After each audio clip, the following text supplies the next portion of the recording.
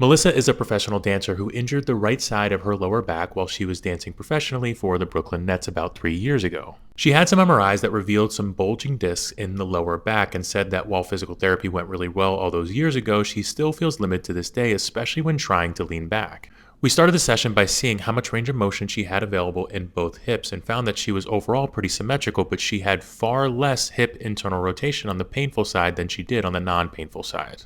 Then we took the time to see how strong she was in both of her hips, and once again she was very strong and very symmetrical except for two very specific spots. On the side where she feels pain, she really struggled to resist rotation of the hip, both in internal rotation and external rotation. And she struggled with hip flexion when the hip flexors were in a shortened position, and she struggled more on the painful side than the non-painful side. And that all started to make sense when we were able to pinpoint that most of her back discomfort was occurring in this spot right here.